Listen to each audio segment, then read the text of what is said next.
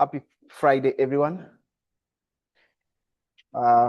Welcome back to my second presentation. Let's open with a word of prayer.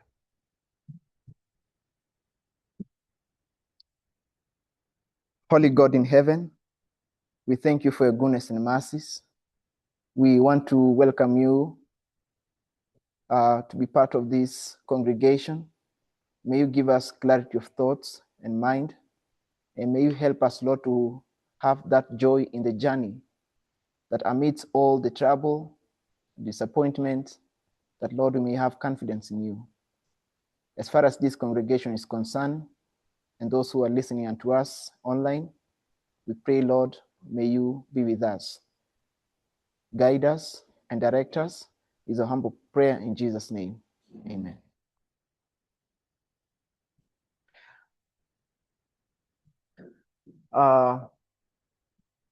The previous teachers or speakers have tackled quite a number of topics, which are just going to add whatever they've just discussed.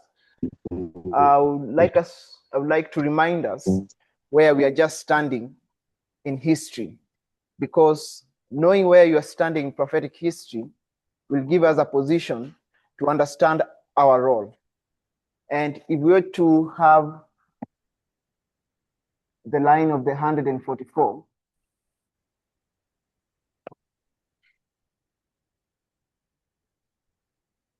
this is 1989. We have 2001. Then we have our Sunday law, which is 2024. We'll have the close of probation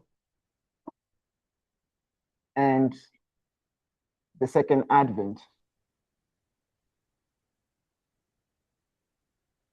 So prophetically, we are just, as an institution, as 144, we are here. We are now approaching the close of probation, Daniel 12, verse 1. And yesterday, when I was commenting, I say that if we have a correct understanding of Daniel 2, it will give us a blueprint of understanding world events and even worldview. And based on the testimony of Daniel 2, I'm pretty sure that we understand we are in the history of the seventh kingdom. And this seventh kingdom, we mark it the transition from 6th to 7th in 1989. And the logic we use is we compare 1989 and 1798, where we have a transition from the 5th to 6th. So compare and contrast 1798 and 1989, we're going to have a transition from the 6th to 7th. That is the first witness. The second witness that we have for the transition of the 6th to 7th is based on the book of Acts, Acts 27, which takes us to the history of Panium.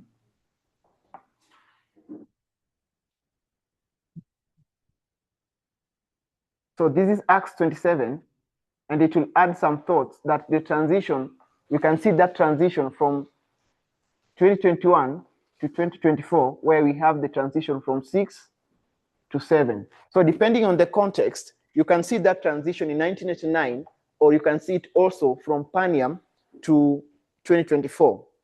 But the big question, what marks this transition? What is the identifying marker that we can say we are now transitioned from 6 to 7 in this history? So we'll be dealing with the seventh kingdom. And if we go to the book Revelation, we're not going to read the chapter 12, 13, and 17, you realize that it's speaking of one entity, one head. The period of the wilderness, the 1260, you can find it in chapter 12. You can find 1260 in Revelation 13, and even 17, depending on the context you are looking. It's just one beast, one head, talking of the same thing. But I want us to look at Revelation 13, because Revelation 12, 13, and 17, I'll try to incorporate them in my last presentation on Sabbath.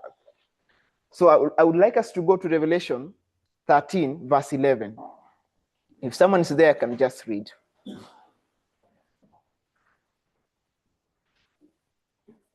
Yes.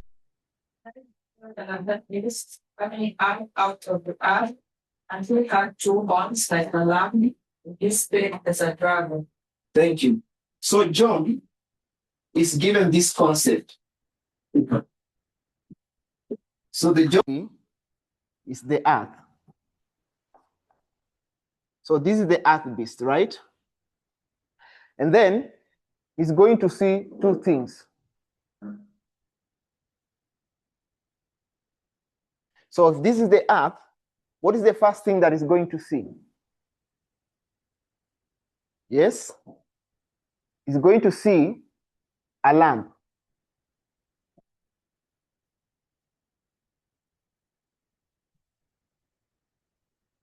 And this lamp had how many horns?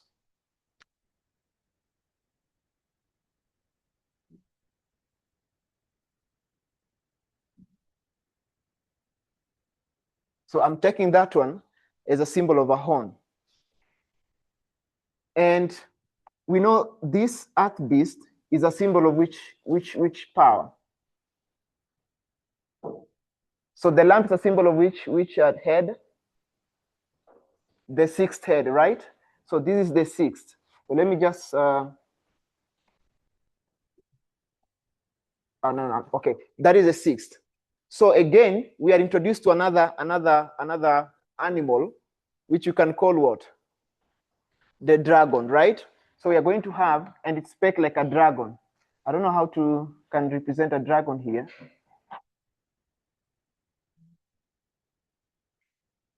Let me just write something, not laugh. I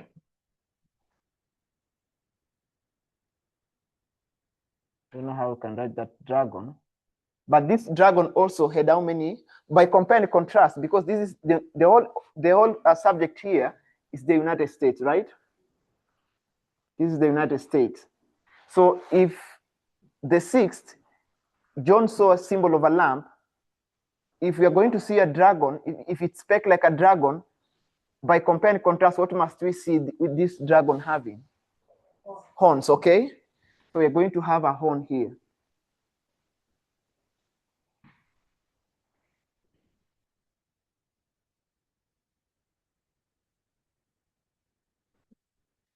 So this is a symbol. We can put, which number can we put here? 7th. But remember, it's the same entity, it's just called United States. So we are told this beast spake like a dragon.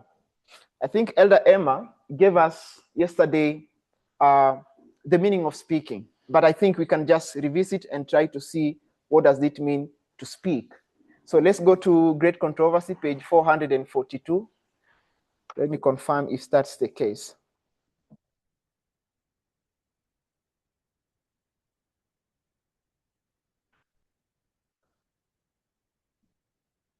If you are there and you can identify that quotation, please read. I think 442. Which one? Okay, that I can read now. The lamp-like horns and dragon voice of the symbol points to a striking contradiction between the professions and the practice of the nations thus represented. The speaking of the nation is the act of its legislative and judicial faculties. Good. So Ellen White says the speaking of the nation is through what? It's judicial and legislative branch. So if you have something like a sample,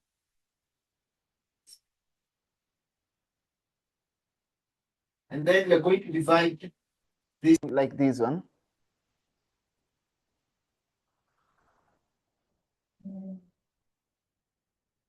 So we are going to have, how many branches does the US government have? 3. So we have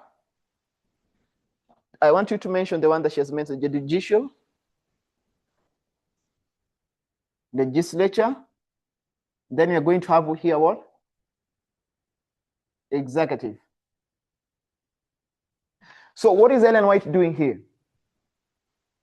Is she omitting something? Yes? Yes, you can see. What is he omitting, Esther? She's omitting this one. So what is her focus?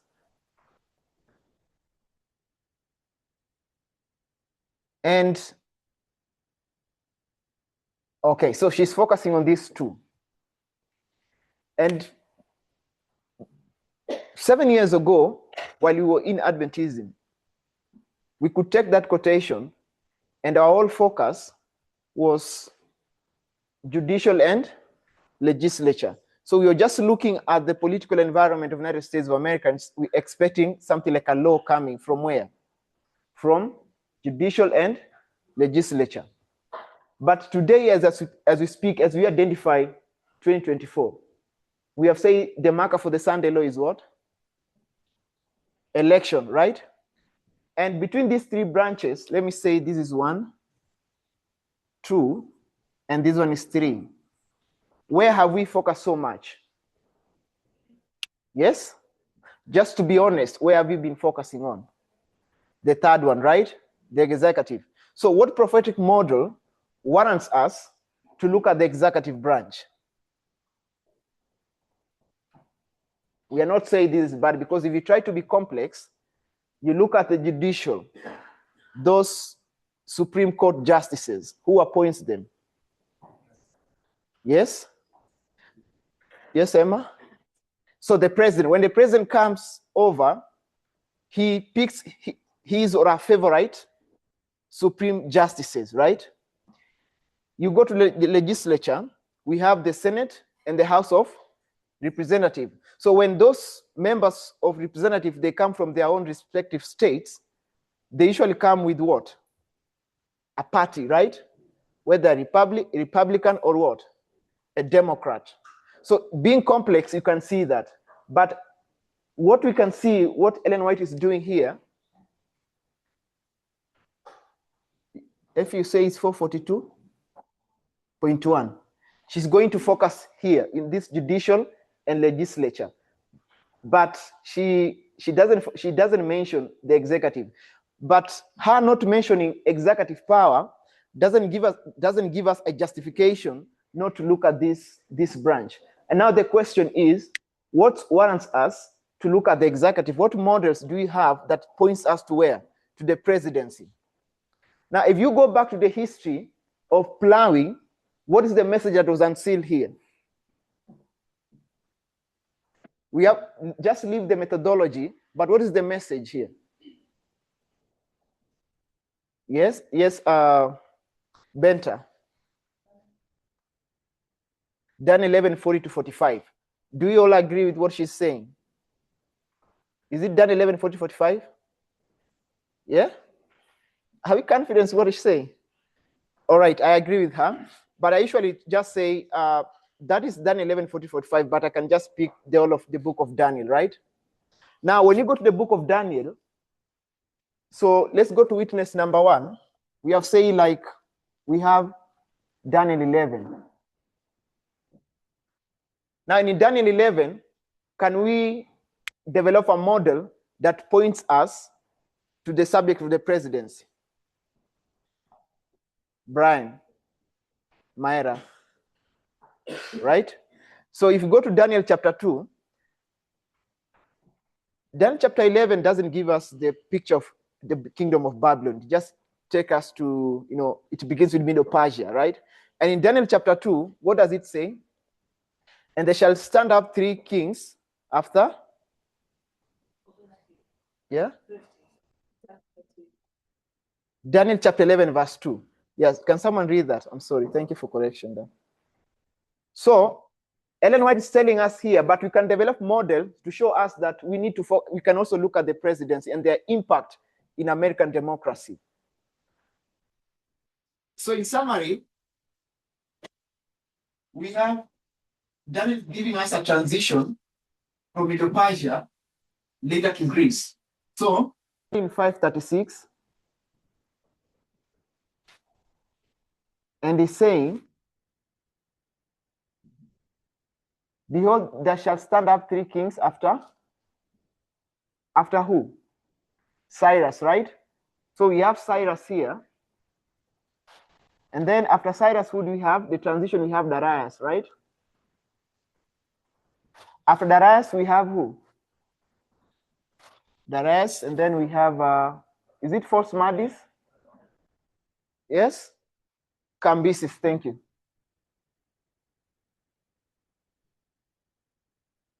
How do you write Cambyses? Yes, after Cambyses, we have what?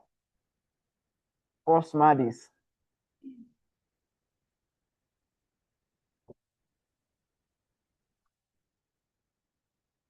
Then after Forsmadis, Darius his steps, right? So we can put Darius his steps. Is this the one who issued the second decree, right? Then the fourth one shall be who? Xerxes, right? Xerxes. So this is what? So can we number them? This was number 1, number 2, 2. No, this is number 1, right? 2, 3. Then this is the 4th. So with that model, Rogers, when did we begin developing this logic of last president?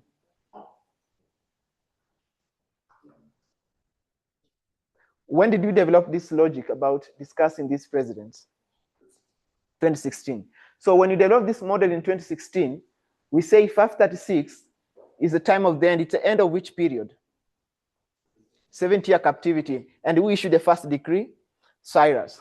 So we say, okay, Middle Persia, in one way or another, can symbolize which kingdom? This one, right? The justification number 1. Dorothy, why do we say Middle Persia can represent United States? Yes. Is it Cyrus? Yes. Darius? Because we got the column together, they have the Medes and Persian. Darius, Cambyses, Forsmadis, Darius, and then Xerxes. This is the king who issued the second decree in Ezra chapter 6. Right? I think he's talking about Cyrus. Yeah. Is it Cyrus then Darius or Darius then Cyrus? Oh, we put this one first. Yes. Oh, thank you so much. Oh, thank you. Darius and then Cyrus. Oh, sure. Okay. So I was asking a question. Why can we equate Middle Persia to United States? Dorothy? Yeah. Thank you. Someone else? Don't shout. Someone? Can I think they're both two-horned beasts. Two-horned beasts. Okay. In other words, we are saying they have this concept of two things. Of course, we can't say that two-horned beasts, just the concept number 2. We have Medes and Persia. And here we have the concept of number 2. Okay? We can do that. The second one, Shadrach. Just on that, if you go to Daniel 6, 7, or 8, Yes. we can see the aspect of 2. Oh, yeah. The second one rising. Oh, there are. Okay. Elsa? I don't know, some thought is coming because I think it's in the reign of Darius that we have the 2. Because when Darius passes away, Cyrus holds the supremacy of the kingdom. So, well, I'm not seeing that concept. Okay. Brian Obuya. Comparing the 12, it's 12.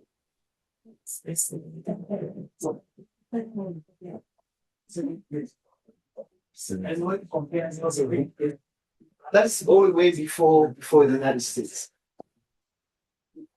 Yes, brothers. You'll be allowed to See, the country is a kingdom that helps the woman, the United States helps the woman. explain more. So the Persia is that the kings of that kingdom makes decrees that enable those people to go back to their homeland from captivity. So they go from Babylon to the glorious land. The United States offers itself destroying the plan. And then Babylon is belonging to the glorious land. Thank you. We all got that concept. Sabina? I'm thinking we wrote 5.6 is the time of the end. Now when you come to, and at the time of the end, you see the transitioning of two kings. Now when you apply to our time, you see the time of the end is a transitioning. Okay. So, Rogers, your thoughts, we can just merge it with the 3 decrees, right? Just to summarize it. Okay. So, with that, we say, as not to repeat what Shadrach was saying. So, here we can mark in our time as 1989. We have here the 18 years. And then here we have 6. So, at the time of the end, we have to see a transition of kings. So, here we can put which king? Reagan, right? President Reagan. Here we put who? Bush, Senior. Then we have who? Clinton. Then we have, can say Bush Jr. Here we have who? Obama. Then we have Donald Trump. Yes? Okay. So with that model of Daniel 11, it told us that we need also to consider this branch, the executive, apart from what Ellen White is telling us. So this is the first witness. We can also have which prophetic model tells us that we need to focus on the presidency. Now you think of the midnight cry message.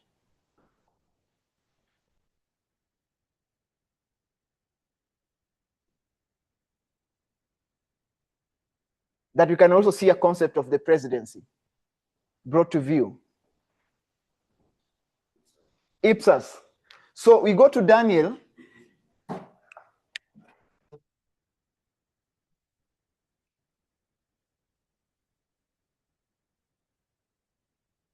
Do you have kuna pen nyingine?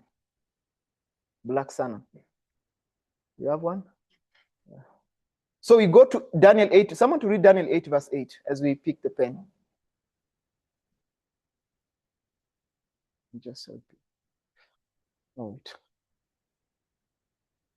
wait. Benta, please be helping us with that. Daniel 8 verse 8.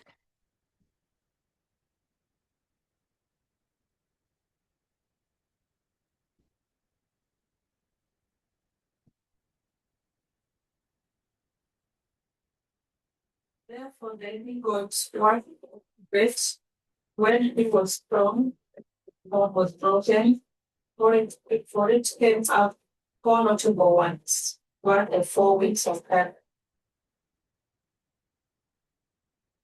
So I'm not going to do this study, but this is a summary. So this is 22 years. So what is going to happen here is that after the death of Alexander in 323 BC, he left behind dozens of generals who were, fighting to take the reign of that kingdom. But when you come here, Daniel is going to skip this 22-year history and bring us to the Battle of Ipsus.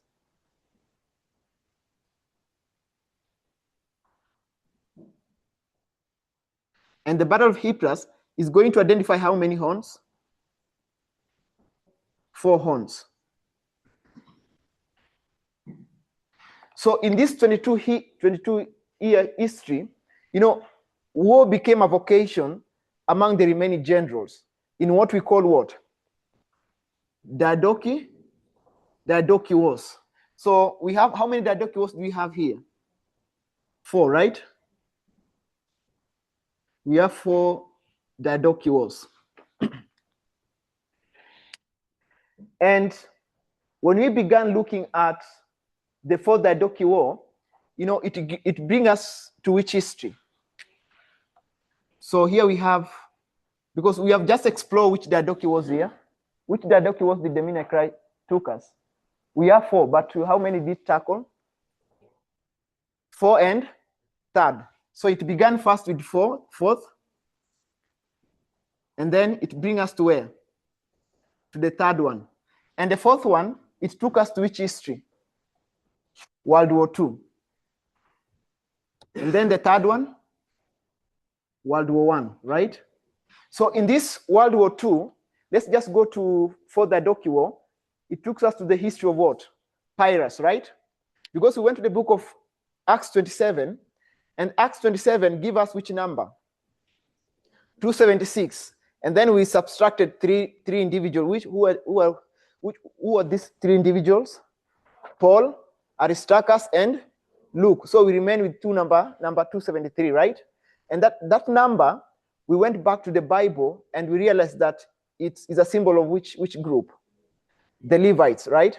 So that number is specifically attached to Levites. But prophecy warrants us that we can take just a number and try to find its what? Significance. That's parable methodology. We go from something to nothing. So it's like the 2520. It's just a number. It's an irregular prophecy, right? By irregular prophecy, I mean like it doesn't have a specific starting. One begins 723, another one begins where? 6. So it's not regular. It's like a zigzag. It's not regular. The only regular prophecy is what? 2300 days. And that's why we say the longest time prophecy is the 2300 days, because it's regular, it's fixed. 2520, it's irregular.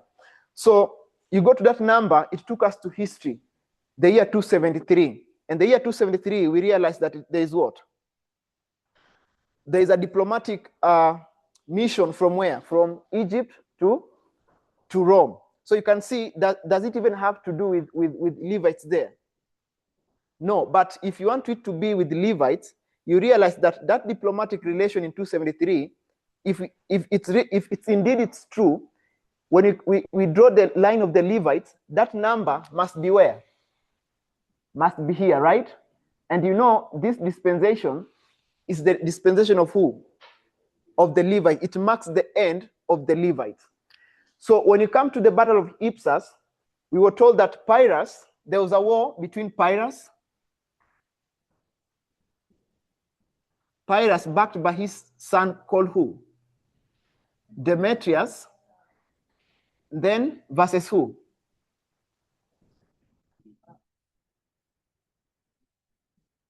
Please remind me. Antigonus and who?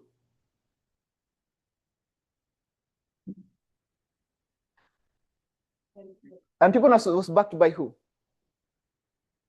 Demetrius. Okay, Demetrius. And then Pyrrhus was backed by the 3 allies, right? Is Antigonus versus Demetrius? Okay, thank you.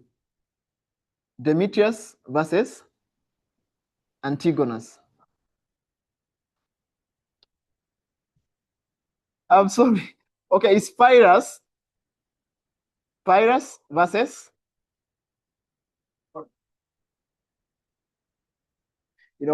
don't confuse me. So Joy, please, Joy, I just speak Joy. Joy, tell me, it is who? Antigonus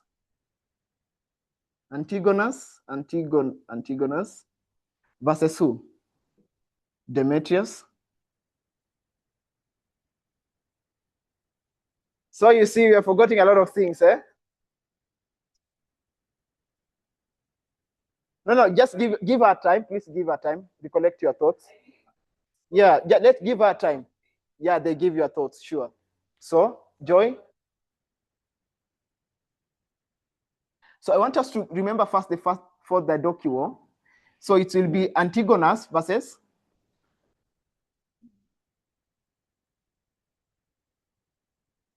wacha waseme, mmefanya Joy amesema wache. Okay. What's reminding me your name? Josephine. Yes, Josephine. Antigonus?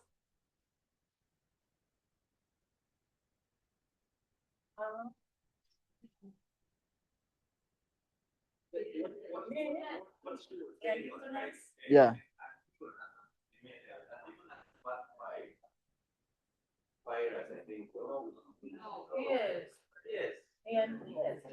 So let me give you a hint. So Antigonus wants to unite what? The kingdom, right? If he wants to unite the kingdom, who wants to dismantle the kingdom? The three allies. So the war will be between who and who? Rogers. Okay, Rogers? Yes. Yes. Yes. Yeah. Okay. So in summary, it's who versus who? Just Rogers? Yes.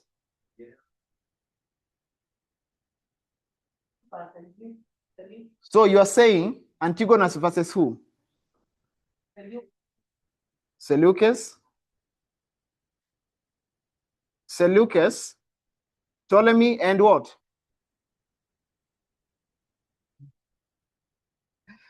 All right. I don't want to bring confusion, but I'll just shift my focus once we have settled this subject. So, Pyrrhus, who was Pyrrhus backing? I remember, let me give you a hint, 298, who went into an alliance? Marriage alliance. Pyrrhus and who? Demetrius, okay? That is 298. Is that okay? So they are going to marriage alliance. And Pyrrhus, okay, let's have one class. So 298, Pyrrhus and Demetrius entered into a marriage alliance. So they are one mind, okay? So if they are one mind, who are they going to fight? And the three allies, right? And three allies is backed by who? Supported. And where is Antigonus? Once I fight the three allies, okay? So the battle be between who and who now?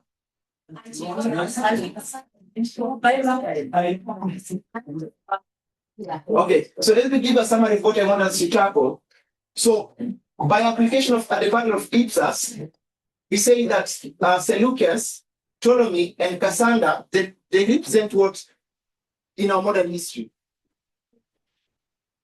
The three branches, right? Yes. So we say Seleucus is a symbol of what?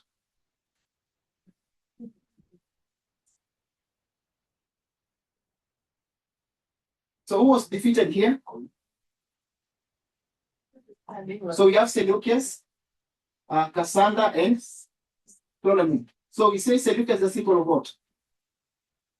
The executive, right? And then Cassander, judicial, and Ptolemy is what? It's like a judicial and so you can just revisit. So, but what I'm saying is that this quotation gave us justification to look at the division and the legislature, right? But through this prophetic model of Daniel 11, it wants us also to look at what? The presidency and the history of World War II. And who was defeated here? Antigonus, right? The one who wanted to, yes, Rogers? Yeah, okay. Oh, yeah, sure. Lysimachus, thank you. So we have Lysimachus. What I was saying is that the executive branch is also an important part of prophecy. So we have Daniel 11, the presidents, and then we have the history of the four Diadochus. The four Diadochus, that is Pyrrhus in Macedonia. It gave us the history of the Battle of Ipsus, where we saw Antigonus, who wanted to unite the kingdom, was killed. And they were fighting over these spheres of influence. Is the Seleucus who was killed by the elephants? Antigonus, what happened to Seleucus? Because he lost the executive branch. We mark one entity there.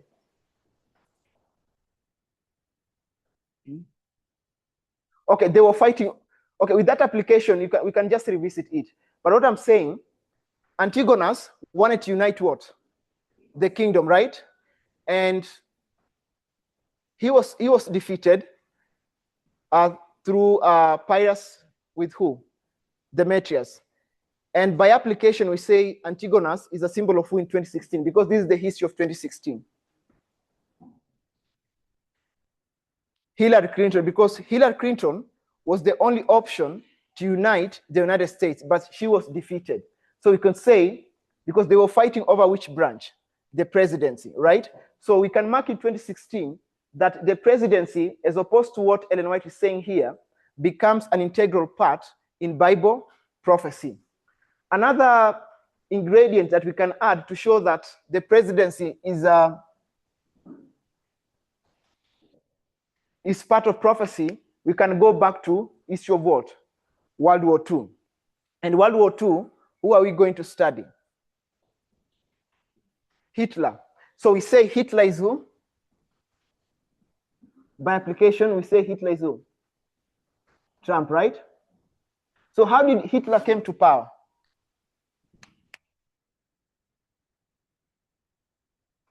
So when did World War I end?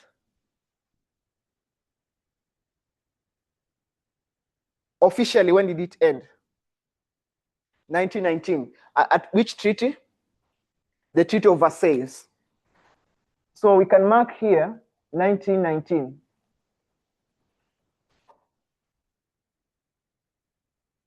1919, let me introduce 1929. And then I'm going to introduce 1933. What happened to Hitler in 1933? Yes? What happened to Hitler in 1933? He became what? Chancellor. So how did Hitler become chancellor? Have we had something called Weimar Republic? So you can Google what you call Weimar Republic.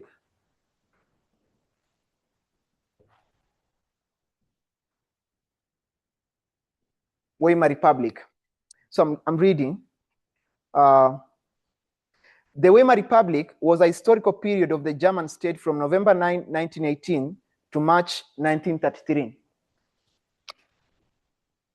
Others usually mark 1918, others mark 1929. I mean 1918, 1919.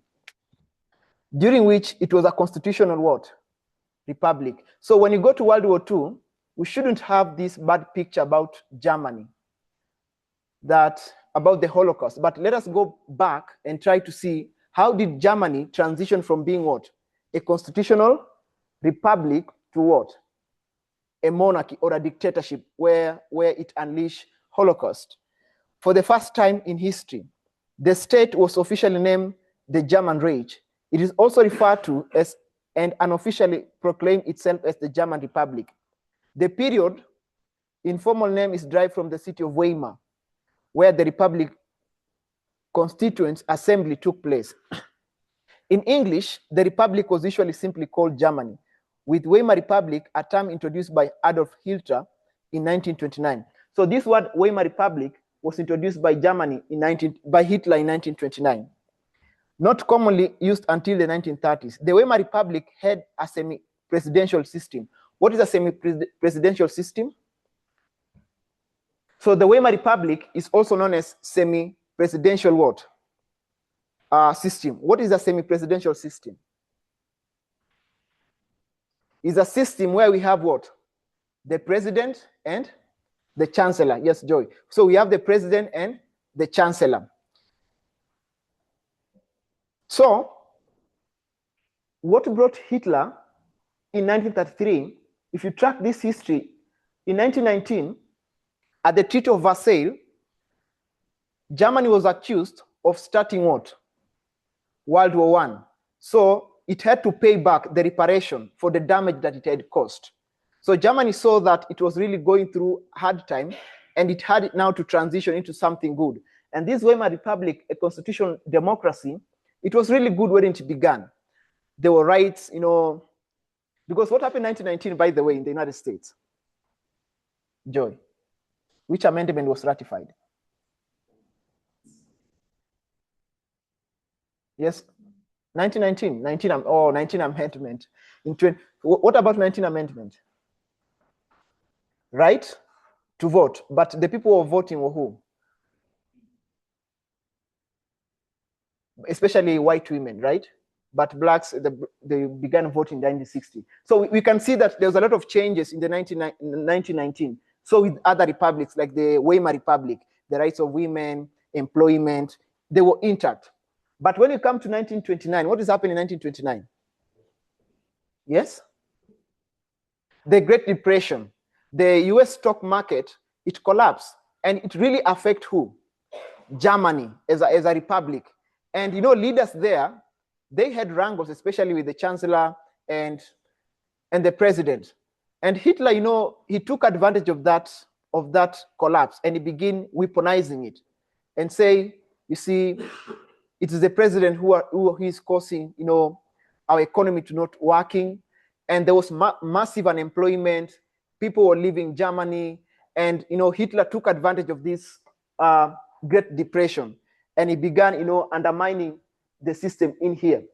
But now the problem with the president and their cabinet, they were very afraid to handle Hitler. They feel like if we question Hitler, what if he comes back to power? What will he do? So they had the potential to hold Hitler accountable for his behavior.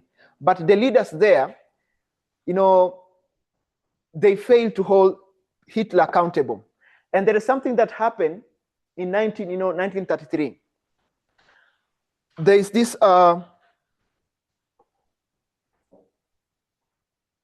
what you call the Enabling Act. If you can just type what you call the Enabling Act.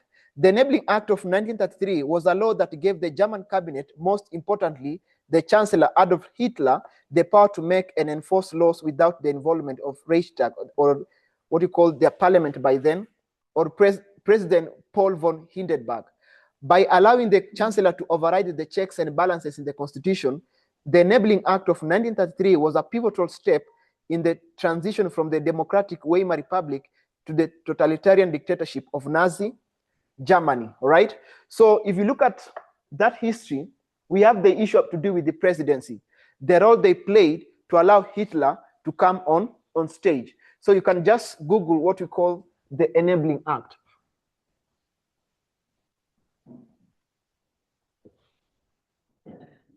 Also in 1933, the lower house of their parliament, I don't know how fire broke out in that parliament, and it destroyed everything.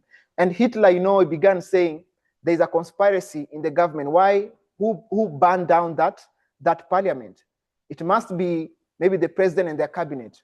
So when that happened, people began having sympathy with Hitler. And Hitler took advantage of that. And when he became chancellor in March 1933, he passed this thing called Enabling Act, where there's nothing like checks and balances. So Hitler had authoritarian power. And when he took control of that, he began what you call purging. All the enemies, or all the supposed enemies, the opposers, he began purging them and putting them into prison. And then he took control of everything. And that's why when you go to the history of World War II, it was awful. It was very horrible, as you can look it. But the question is, when you look at the executive branch, we could really see that the presidency plays an integral role in shaping politics, in shaping also geopolitics and the policies of the nation.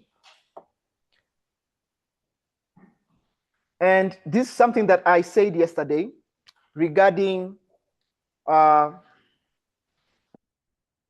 we discussed the Roman Republic, that this transition from 5th to 5, it has some implication to us. And Rogers gave us this model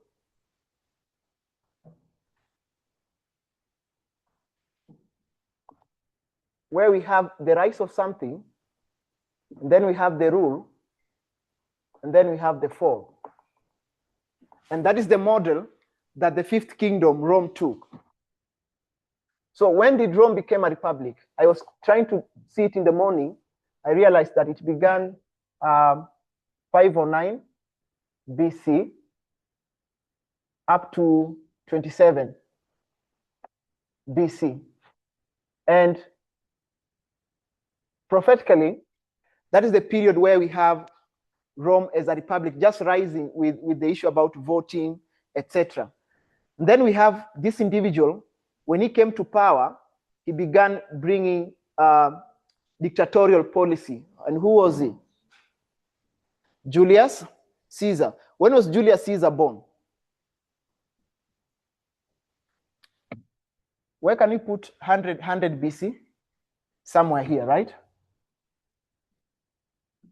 100 BC.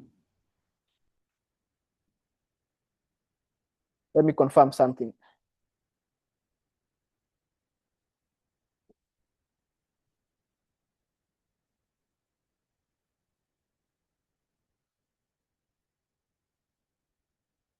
So Rome as a republic, 509 to 27 BC, was a powerful state where elected officials govern, replacing the monarchy with power shared between the Senate and citizen assemblies. So you can mark from 509 to 27 BC. That's the Roman Republic. And then about Julius Caesar, Gaius Julius Caesar was a Roman general and statesman, a member of the first triumvirate. Caesar led the Roman armies in the Gallic Wars before defeating his political rival Pompey in a civil war. He subsequently became dictator from 49 BC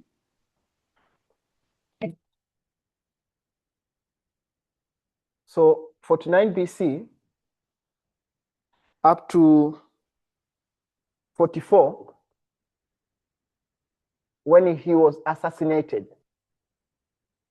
So if we have the rise, which I will mark 509 to throughout this period, and then we have the ruling of leaders like Julius Caesar, they begin compromising the system that Rome had when it was rising. And that's how we mark that transition of dictatorship.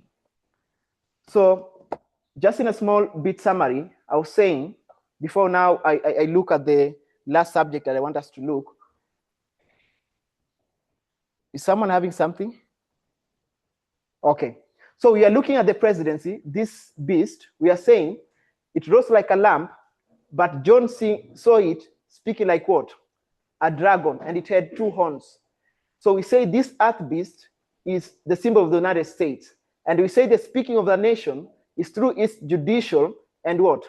Legislative branch. So Ellen White gives us this model, but he omits the executive branch. And we ask ourselves, what warrants us to look at the executive branch? And we said, we have a model from Daniel 11 that tells us that we can look at the presidents as an integral part in prophecy. And we look at the last presidents. And then also we go to Daniel chapter 2, the battle of Ipsus, which was almost bringing us into problem, but I hope I will go and just look at its implication. We said that the battle of Ipsus, when the Midnight Cry message brought it forward, it compared and contrast it with which year? 2016. And 2016, we had two candidates in the United States, that is Hillary Clinton and Donald Trump. And we saw that Hillary Clinton was a symbol of who? Antigonus. And Donald Trump was a symbol of who? Demetrius. So Hillary Clinton was defeated. And we say that that was the conquering of what? Executive branch in which year? 2016. So you could see that the presidency is also part of prophecy. The third example we gave is the Weimar Republic. After World War I, which ended in 1919 with the Treaty of Versailles, Germany was accused of causing that war, so it had to pay back the damage that it had caused. But in 1919 also, we had something what we call the Weimar Republic, or a constitutional what? Republic, which it depended on the will of the people. But by the time we come to 1933, the leaders of this Weimar Republic, they began to compromise. There were no, a good oversight to question an individual, bringing a bad thing. But by the time we come to 1929, where we have US financial stock market collapsing, it affected Germany in one way or another. We have massive unemployment and immigration. And we had leaders like Hitler who took advantage of this crisis in 1929 and began weaponizing it against the leaders of the Weimar Republic. And people began having sympathy towards Hitler. And in 1933, Hitler, through the failures of the leaders inside, they elected Hitler as chancellor in the month of March. And when Hitler took power, he passed what we call Enabling Act. The Enabling Act, it destroyed the checks and balances. And he began going against his opponent. So I want us to introduce you to the last concept about this history.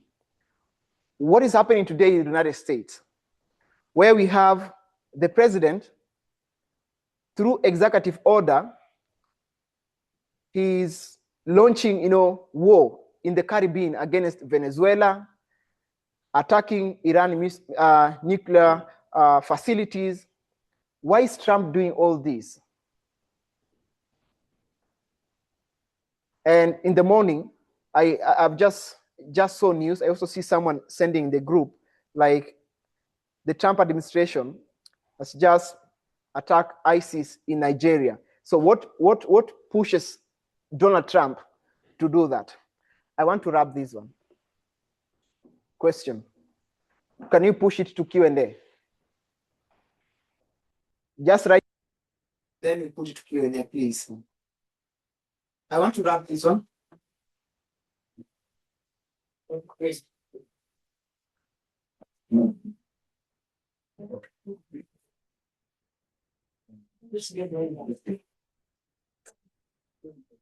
I think Joy has just, she can just, right? Yes.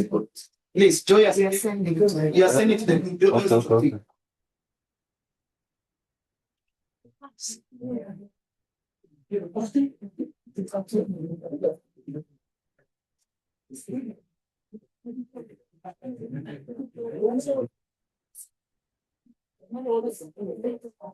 I'm just about to finish, please.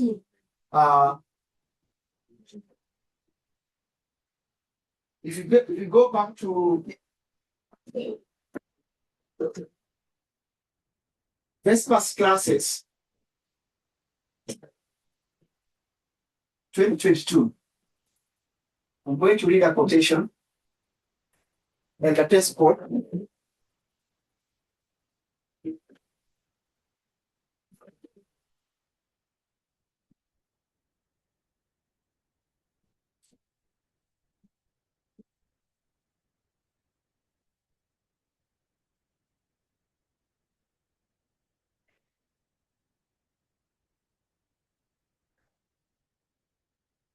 This is Vespa's classes. How many presentations were there?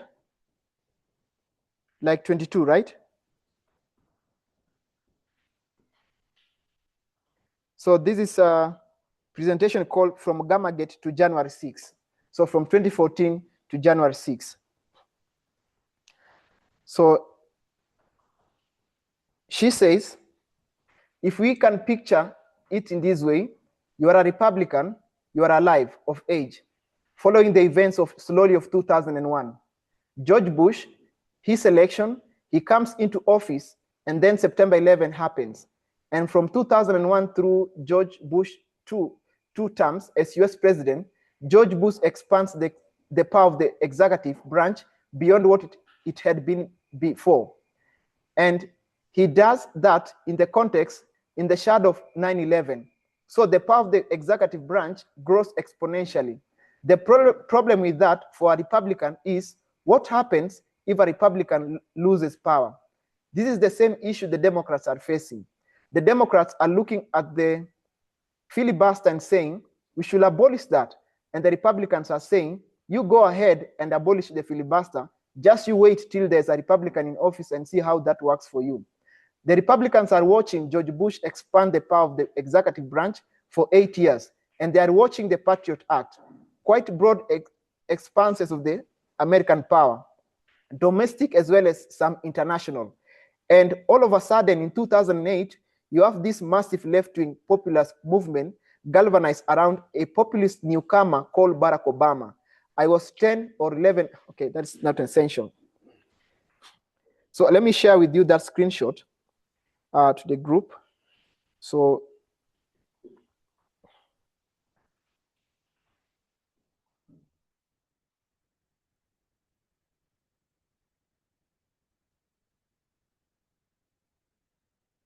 have I sent it?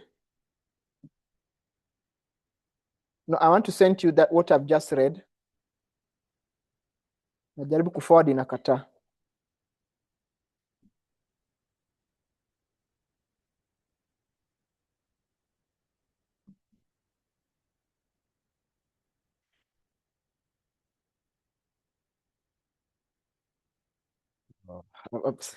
I'm sending something that someone just almost shared with me.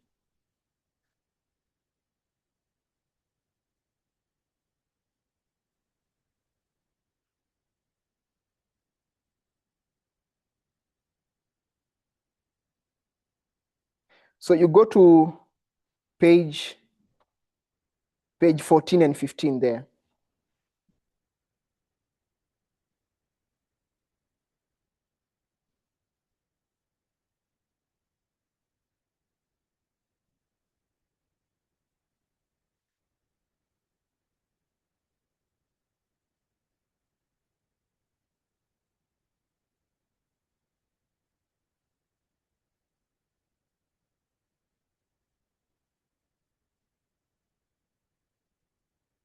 So the quotation that you have just read is from Elder Tess. Okay. Presentation is from Gamagate, January 6th. And it's going to take us to this history of George Bush, that is 2001. And from the writings that we had, she's saying that through 2001, the executive branch, it was being expanded. There was no checks and balances here.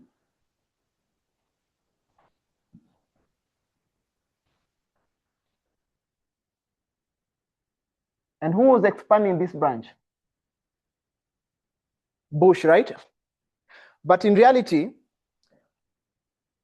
I don't think it's Bush. Bush was influenced by his vice president, called who? Dick Cheney.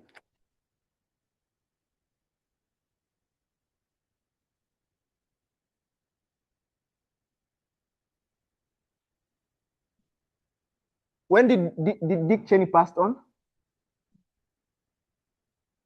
He died on November, is it November 2025.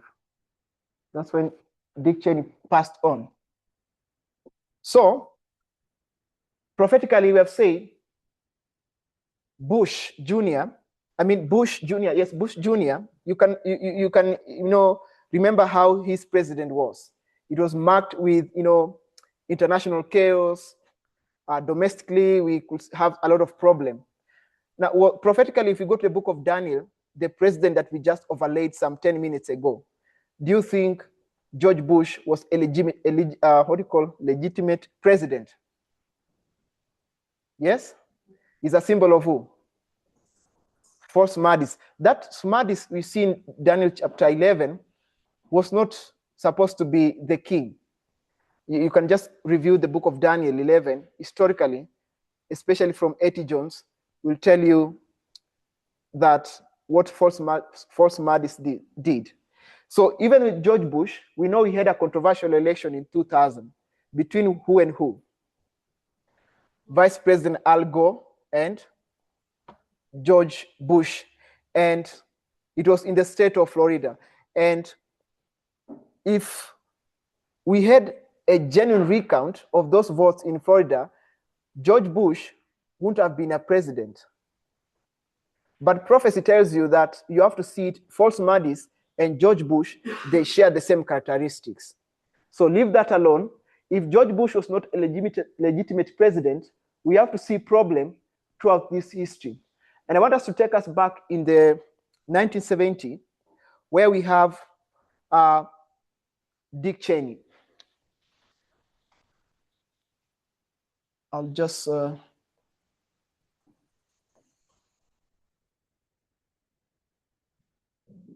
sorry, don't know how to write this one. So in the 1970s, Congress was, Congress was, yes. In the 1970s, there's a lot of things happening within the US government. Congress, was moving forward to put more restraint on the executive branch. I remember in the 1970s, you can mark the Vietnam War, you can mark the Afghan War, we can mark the Iranian crisis. So all these things were happening. And we had individuals like Dick Cheney, who thought like America is losing this battle because it has been, the presidency has been constrained more. Its power, it's being checked. And he thinks we need to remove these checks that is being placed on the presidency. So in that 1970, Congress was passing a series of laws.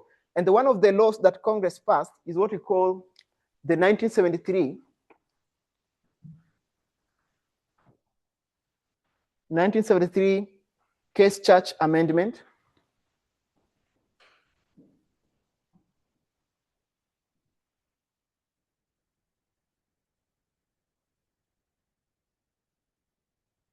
So this Case Church Amendment, it forbade the executive branch from supporting South Vietnamese military. So you can just, when I'm writing this one because of time, you can just find time and look at it. The second thing that Congress was passing is called the 1973 War Powers Act.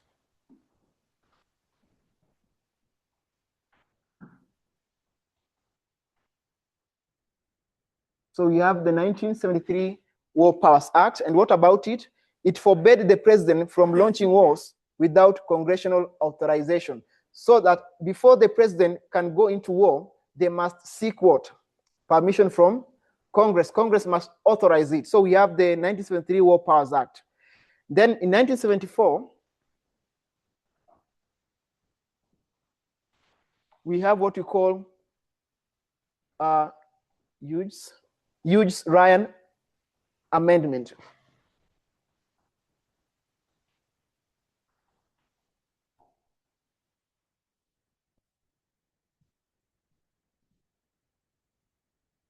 So what about that amendment that was passed by Congress?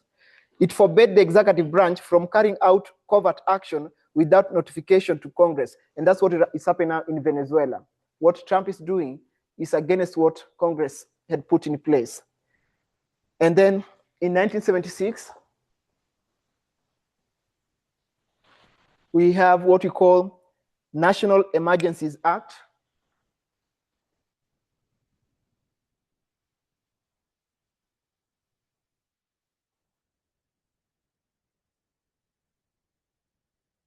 At the same time, we have 1977. 1977, we have International Emergency Economic Powers Act. International Emergency.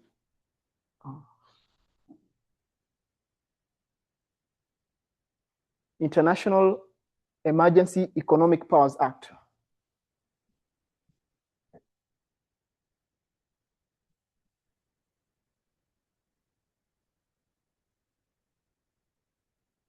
So what about them?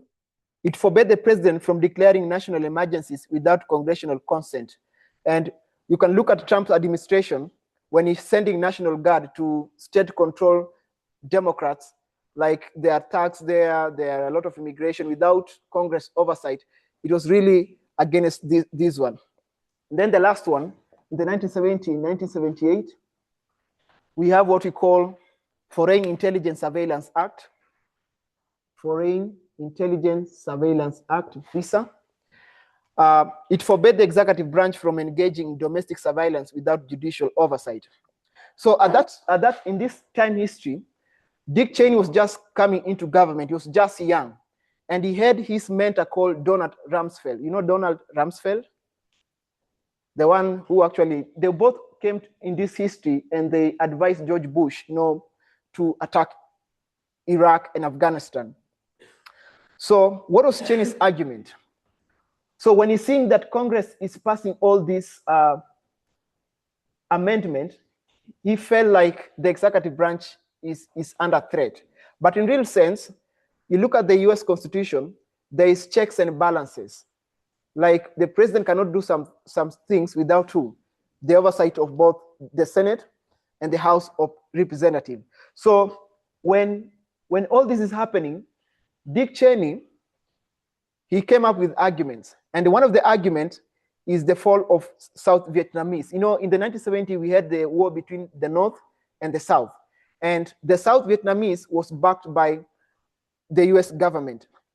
The North was, it was communist. So the fall of Saigon was the capture of the capital of South Vietnamese by North Vietnamese on 30th April 1975 as part of the Spring Offensive. This led to the collapse of the South Vietnamese government and the evacuation of thousands of US personnel and South Vietnamese civilians. So Dick Cheney is seeing that the South Vietnamese is because the executive branch did not have more power to intervene. It was waiting for the Congress to give an oversight. So he sees that as a weakness. And then the second incident is the Mayaguez incident. I'll share this one. This Mayaguez incident is the war in Cambodia. Right now, today, we know there is a war between Thailand and Cambodia. It's just like a repeat of what's happened in the 1970s. And in that incident, the US military ship, we know, was destroyed. And Dick Cheney, looking at it, he says, you see, the United States is being defeated because the executive branch, which has more, is being looked upon by Congress. So he thinks the executive branch should have, less oversight. And then the last argument that he gives, the Iran hostage crisis. In 1979, we have this supreme leader, Ayatollah Rouhani Khomeini, is coming back to Iran from France. And we have a revolution there. And the students, the university students, they went to the US embassy, they captured the staff there, they captured them hostage. And Dick Cheney looks at this and says, you see, why isn't the president intervening in that incident? And he felt like he's going to battle now to expand the executive branch. So when you come to 2001 and the elder case is saying like George Bush is expanding the executive branch, in real sense, the one who is doing all this work is who? Dick Cheney. For example, in 2005, I'm reading from Foreign Affairs. In 2005, while defending warrantless wiretaps of Americans, Cheney explained to the reporters his expansive views of presidential power. He says, I do have a view that over the years, there had been an erosion of presidential powers and authority. That is reflected in a number of developments. A lot of the things around Watergate and Vietnam, both in the 70s, served to erode their authority. I believe in a strong, robust executive authority, and I think the world we live in demands it. Okay, so those are the words of Dick Cheney. How many minutes, Joy? Have I passed the time? Yes. Please just give me 5 minutes, please. Just 5. I'm just winding down. So we could see all this. Dick Cheney is coming back to, to expand the executive branch, to become unchecked. So in 2001, when we have these twin towers brought down, what did Congress do? Yeah, what did Congress do? They passed something what we call, yeah, there's something what we call authorization for use of military force. And this is something that has been abused by the preceding president, especially Donald Trump. Authorization for use of military force. So this act that was passed in Congress in 2001, it says the US government should hold accountable all people who engaged in the mastermind of 2001. So it says, okay, now the executive branch, you have an authority to make war with anyone who attacked us. They later on did it in 2002. In 2002, again, Congress it passed the authorization for use of military force. And this time round, they say now you can go and invade what? Iraq in 2003. So you can see what Congress done. But throughout this history, by the time we come to 2025, presidents, especially Donald Trump, is going to misinterpret this authorization of use of military force. And okay, I said earlier on that it's the president who appoints who? Justices, right? So during the tenure of George Bush, which justices were appointed to the bench? There were two. And they supported Dick Cheney's view. And that's why then they are still in Donald Trump administration. Anything Donald Trump does, they're not going to talk about it. They're just going to keep quiet because they were mentored in this period of George Bush. Who are they? Who knows John Roberts? Chief Justice John Roberts was appointed by George Bush. The last one? Yes? Clarence was way back in the 1990s. Somewhere. Rogers, Alito, Samuel Alito. Are they still in the bench? Yes. Okay. So what do you know about them? And Emma discussed something yesterday about presidential immunity. I think and Emma or Brian. Yeah? There are two of the conservative justices that they supported Dick Cheney in expanding the executive power. That's why when it comes to Donald Trump, there's a case July 1st, 2024. You see 2024, 2025. Trump versus the US. 2024, right? So July 1st, 2024, there's a court case called Trump versus the United States. What was their position? Because they're the one who support, they're the one who actually made it to pass. These Supreme Justices. They say the president is immune from what? Criminal activity, even after he's coming out of office. And that was in relation to January 6th. Like, people want to hold Donald Trump accountable for what he had done. But through Samuel Alito and John Roberts, they defended and say the president is immune. Now, when you look at Dick Cheney died on November 5th, November 2025. But before he died, what was he saying? Was he support of Donald Trump? Was he a support of Donald Trump? No. He was opposing Donald Trump from January 6th. Say, okay, Donald Trump has done something wrong and I'm not going to defend him. Who did he defend? Or who did he support? Kamala Harris. And who is the daughter of Dick Cheney? Liz Cheney, right? And Liz Cheney also is a Republican from the state of Wyoming, but he had also a problem with who? Donald Trump. In fact, he's the one who testified before the Senate committee on January 6th. He said what Donald Trump did on January 6th is not democratic. It's unfair. But Dick Cheney doesn't know that what Trump was even doing, he's the architect of Trump's behavior, right? In the 1970s up to 2001. He's the one who caused Donald Trump to behave like he's behaving today. So when you look at the Senate committee, we have what we call Foreign Relations Committee, which guides the American foreign policy, how it interacts with other nations. We have the Armed Services Committee, which directs the presidents on when to identify national threat and when to launch wars.